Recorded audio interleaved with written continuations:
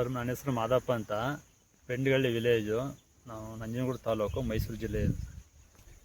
12 ವರ್ಷದಿಂದ ನಾವು M C ಗಿಡ ಮತ್ತು ಸಾಂಬಾರು ಸೌಂತ ಎಲ್ಲನೂ ನಾವು ಬೆಳೀತಾ ಇದ್ದೀನಿ ಸರ್. ಒಂದು 12 ವರ್ಷ 13 ವರ್ಷದಿಂದ ನಾವು ವ್ಯವಸಾಯ ಮಾಡ್ತಾಯಿದ್ದೀವಿ. ಅದರಲ್ಲೂ ಸಾಂಬಾರು ಸೌಂತ ಸುಮಾರು ವರ್ಷ ಬೆಳೆದಿದ್ದೀನಿ. ಎಲ್ಲನೂ ಮಾಡಿದೆ ಅಂದರೆ ಇದುವರೆಗೆ ಬೇರೆ ಬೇರೆ ತಳಿಗಳನ್ನ ನಾನು ಮಾಡ್ತಾಯಿದ್ದೆ. ಆದರೆ ಈ ಸರಿ ಏನಾಯಿತು ಅಂದರೆ, ನಾನು ಯಾರೋ ಈ ಲಕ್ಷ್ಮೀ ಫುಡ್ಸ್ದು ಮಾರ್ಕೆಟಿಗೆ ತಗೊಬಂದಿದ್ರು. ಅಲ್ಲಿ ನೋಡಿದೆ ನಾನು, ಅವರು ವಿತೌಟ್ ಪೇಪರ್ ಹಾಕ್ತೇನೆ ಚೆನ್ನಾಗಿ ಬೆಳೆದಿದ್ರು, ಒಳ್ಳೆ ಈಲ್ಡ್ ಬಂದಿತ್ತು. ಒಳ್ಳೆ ಈಲ್ಡ್ ಬಂದಿರೋದ್ರಿಂದ ಅದನ್ನ ಹೋಗ್ಬಿಟ್ಟು ನಾನು ಇದು ಮಾಡಬೇಕು, ಏನಪ್ಪ ಇದೇ ತಳಿ ಬೇಕು ಅನ್ಕೊಂಡು ನಾನು ಕೇಳಿ ಅವ್ರ ಹತ್ರ ನರ್ಸರಿಲಿ ಪೈರಿತ್ತು, ಪೈರು ತಗೊಬಂದು ನಾನು ಹಾಕಿ ಈ ರೀತಿ ಬೆಳೆದೀನಿ ಸರ್.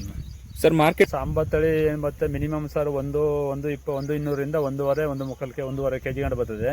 ಚೆನ್ನಾಗಿದೆ, ಒಳ್ಳೆ ಕಾಯಿ ಶೈನಿಂಗ್ ಎಲ್ಲ ಚೆನ್ನಾಗಿದೆ. ಮಾರ್ಕೆಟಲ್ಲಿ ಒಳ್ಳೆ ಬೇಡಿಕೆ ಇದೆ ಸರ್. ಇದಕ್ಕೆ ಮೀಡಿಯಮ್ ಬರ್ತದೆ. ನಾಟಿ ಮಾಡಿದ್ಮೇಲೆ ನಮ್ಗೇನು ಜಾಸ್ತಿ ತಪ್ಪುಳಿ ಆಗಲಿಲ್ಲ ಸರ್. ಇಲ್ಲಿ ತಪ್ಪುಳಿ ಏನು ಆಗಲಿಲ್ಲ. ಮತ್ತು ಒಂದು 8-10 ದಿವಸ ಒಂದು ಟಂಚಿಂಗ್ ಕೊಟ್ಟ ತಕ್ಷಣ ಎಲ್ಲ ಒಂದು 12-13 ದಿವಸಕ್ಕೆ ಎಲ್ಲ ಬ್ರಾಂಚಿದು ಇದು ಕುಡಿ ಎಲ್ಲ ಹಬ್ತಾಯಿತ್ತು. ಕುಡಿ ಹಬ್ಕೊಬಂದ ಹಾಗೆ ಒಂದು 20 ದಿವಸಕ್ಕೆಲ್ಲ ಸರ್ ಎಲ್ಲ ಬ್ರಾಂಚಸ್ ಎಲ್ಲ ಓಪನ್ ಆಯಿತು. ಬ್ರಾಂಚಸ್ ಓಪನ್ ಆಗಿ ಅಲ್ಲಲ್ಲಿ ಪ್ರತಿಯೊಂದು ಬ್ರಾಂಚಲ್ವ ಹೂ ಬಿಡೋದು, ಮತ್ತು ಹೆಣ್ಣುಗಳ ಸಂಖ್ಯೆ ಜಾಸ್ತಿ ಬಂದು ಮತ್ತು ಎಲ್ಲ ಮಗರು ಸೆಟ್ಟಿಂಗ್ ಎಲ್ಲ ಸಿಕ್ಕಾಪಟ್ಟ ಸೆಟ್ಟಿಂಗ್ ಎಲ್ಲ ಮಗರು ಆಗಿದೆ ಸರ್. ಬೇರೆ ತಳಿಗಳಿಗೆ ಹೋಲಿಸ್ಕೊಂಡ್ರೆ ರೋಗ ನಿರೋಧಕ ಶಕ್ತಿ ಜಾಸ್ತಿ ಇದೆ ಸರ್. ಇದಕ್ಕೆ ಡೌನಿ ಆಗ್ಬೋದು, ಮತ್ತು ಇನ್ನೊಂದು ತರಗಮರಿ ಇರ್ಬೋದು, ಡೌನಿ ಆಗ್ಬೋದು, ಯಾವುದೂ ಇಲ್ಲಿ ಜಾಸ್ತಿ ಬಂದಿಲ್ಲ ಸರ್. ನೀವು ನೋಡ್ಬೋದು, ಇಲ್ಲಿ ಬೇಕಾದ್ರೆ ಯಾವುದೂ ಇಲ್ಲ. ಸದ್ಯ ಮಳೆಗಾಲ ಸ್ವಲ್ಪ ಇದರಿಂದ ಚೆನ್ನಾಗಿದೆ, ಯಾವುದೇ ಥರ ಡೌನಿ ಇಲ್ಲ. ಆಮೇಲೆ ಒಳ್ಳೆ ರೋಗ ನಿರೋಧಕ ಶಕ್ತಿ ಜಾಸ್ತಿ ಇದೆ ಈ ತಳೀಲಿ ಸ್ವಲ್ಪ. ಆಮೇಲೆ ಇದು ಈಲ್ಡ್ ಚೆನ್ನಾಗಿ ಬರ್ತದೆ. ಮಗರುಗಳು, ಹೂಗಳು, ಮತ್ತು ಇದು ಏನಪ್ಪ ಬ್ರಾಂಚಸ್ಗಳು ಸಿಕ್ಕಾಪಟ್ಟೆ ಇಳುವರಿ ಬರ್ತದೆ. ಒಂದು ಎಕರೆಗೆ 12 ಟನ್ 13 ಟನ್ ಬೇರೆ ಎಲ್ಲ ಬರ್ತದೆ ಸರ್. ಇದು ನನ್ನ ಪ್ರಕಾರ ನಮ್ಮದು ಇದು ನೋಡಿದ್ರೆ ಇದು 20 ಟನ್ ಮೇಲೆ ಬರ್ತದೆ. ಎಕರೆಗೆ 20 ಟನ್ ಮೇಲೆ ಬರ್ತದೆ. ಇದು ಎಲ್ಲ ಚೆನ್ನಾಗಿದೆ, ಸೆಟ್ಟಿಂಗ್ ಎಲ್ಲ ಚೆನ್ನಾಗಿದೆ. 20 ಟನ್ ಮೇಲೆ ಬರಬೇಕು ಸರ್. ಇದೇ ಮೊದಲನೇ ಕಟಿಂಗ್ ಮಾಡ್ತಾ ಇರೋದು. ನೋಡೋಣ ಸರ್. ಮೊದಲಾಗಿ ಮಾರ್ಕೆಟ್ಗೆ ಯಾರೋ ತಗೊಂಬಂದಿರೋ, ಯಾವುದೋ ನಾನು ಟೊಮೊಟೊ ತಗೊಂಡು ಹೋಗಿದ್ದೆ. ಅಲ್ಲಿ ಮಾರ್ಕೆಟಲ್ಲಿ ಒಂದೇ ಸರಿ 4-5 ಆಟೋ ತುಂಬ್ಕೊಂಡ್ಬಂದ್ಬಿಡ್ತು. ಒಬ್ಬದೇ ಪಾಡಿದು ಏನಿದು ಈ ಥರ ತುಂಬ್ಕೊಂಬರಿಲ್ಲ ಅಂತ. ಇದು ಹೊಸ ತಳಿ, ಇದು ಸಾಂಬಾ ಅಂತ. ಅದರಿಂದ ಇದು ಚೆನ್ನಾಗಿ ಬರ್ತದೆ. ನಾನು ಪೇಪರ್ ಹಾಕ್ತೇನೆ, ಈ ರೀತಿ ಬಂದ್ಬಿಡ್ತದೆ ನಂದು. ಪೇಪರ್ ಹಾಕಿದ್ರೆ ಇನ್ನೂ ಚೆನ್ನಾಗಿ ಬರೋದು ಅಂತ ರೈತರು ಹೇಳಿದ್ರು. ಆ ರೈತರ ಮಾತು ಕೇಳ್ಕೊಂಡು ನಾನು ಇಲ್ಲ, ನಾವು ಇನ್ನು ಪೇಪರ್ ಹಾಕೊಂಡು ಮಾಡಿದ್ರೆ ಚೆನ್ನಾಗಿ ಬರ್ತದೆ, ಇನ್ನೂ ಸೂಪರಾಗಿ ಬರ್ತದೆ ಅಂತ ಐಡಿಯಾ ಮಾಡಿ ಅವತ್ತೇ ಪೈರಿದ್ದು ನರ್ಸರಿಯಲ್ಲಿ ಅವತ್ತೇ ತಂದು ಹಾಕಿ ಸರ್. ನಾನು ಕೇಳಿ ಒಂದು ತಿಂಗಳ ಮೇಲೆ 12 ಜನ ಆಗಿರ್ಬೋದು, ಒಂದು ತಿಂಗಳ ಮೇಲೆ 15 ಜನ 20 ದಿವಸ ಆಗಿರ್ಬೋದು. ಇಮಿಡಿಯೇಟ್ಲಿ ಅವತ್ತೇ ತಂದು ನಾನು 3 ದಿವಸ ಬಿಟ್ಟು ಹಾಕಿದೆ. ಪೈರು ರೆಡಿ ಇತ್ತು, ಹಾಕಿ ಈಗ ಸರ್ ಹಾರ್ವೆಸ್ಟಿಗೆ ಬಂದ್ಬಿಟ್ಟಿದೆ ಈಗ. ಓಕೆ ಸರ್, ತುಂಬ ಒಳ್ಳೆಯದಾಯಿತು.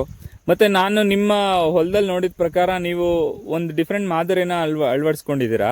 ನಿಮಗೆ ಹಾರ್ವೆಸ್ಟ್ ಮಾಡೋದಕ್ಕೆ ಭಾಳ ಈಸಿ ಆಗುತ್ತೆ, ಮತ್ತು ಗಿಡಗಳು ನಿಮಗೆ ಯಾವುದೇ ರೀತಿಯಲ್ಲಿ ಡ್ಯಾಮೇಜ್ ಆಗಲ್ಲ. ಇದ್ರ ಬಗ್ಗೆ ಒಂದು ಸ್ವಲ್ಪ ನಮ್ಮ ರೈತರುಗಳಿಗೆ ಮಾಹಿತಿ ಕೊಟ್ಟರೆ ತುಂಬ ಉಪಯುಕ್ತ ಆಗುತ್ತೆ ಸರ್. ಸರ್ ಇದು ನೀವು ಹೇಗೆ ಮಾಡಿದ್ದೀರಾ ಅಂತ ಒಂದು ಸ್ವಲ್ಪ, ನೀವು ಎಷ್ಟು ದಿನಕ್ಕೆ ನೀವು ಈ ಥರ ಮಾಡಿದ್ದೀರಾ, ನೀವು ಅಂತರ ಹೇಗೆ ಕೊಟ್ಟಿದ್ದೀರಾ, ಇದ್ರ ಬಗ್ಗೆ ಸ್ವಲ್ಪ ಮಾಹಿತಿ ಕೊಡಿ ಸರ್. ಸರ್ ಇದು ನಾವೇನು ಮಾಡ್ತೀವಿ ಸರ್ ಸರ್, ಇದು ನಾವು ಒಂದು 25 ದಿವಸ ಅಂಬ ಹಾಕ್ತಿರ್ಬೇಕಾದ್ರೆ ನಾವು 4 ಸಾಲಿಗೆ ಒಂದು ಸಾಲು ಹಿಂಗೆ ಆ ಕಡೆಗೆ ಈ ಕಡೆಗೆ ಎತ್ಕೊಬಿಡ್ತೀವಿ ಸರ್. ನಾವು ಆ ಕಡೆ ಈ ಕಡೆಯಿಂದ ಎತ್ಕೊಬಿಟ್ರೆ ಏನೈತೆ, ಇದು ಈ ಕಡೆ ಕಾಯಿ ಇಟ್ಕೊಳಕ್ಕೆ ಸರ್ ಬರ್ತದೆ. ಕಾಯಿ ಇಟ್ಕೊಂಡು ಆ ಕಡೆ 2 ಸಾಲು ಈ ಕಡೆ 2 ಸಾಲು ಇಲ್ಲಿ ಇಟ್ಕೊಬಿಡೋದು. ಇಲ್ಲ ನಾವು ಹೊರ್ಲಾರಬೋದು, ಇಲ್ಲ ಗಾಡಿಯಲ್ಲಿ ಗಾಡಿ ಹಾಕೊಂಡು ತಳ್ಕೊಳ್ಳಾರಬೋದು ಈ ಜಾಗದಲ್ಲಿ.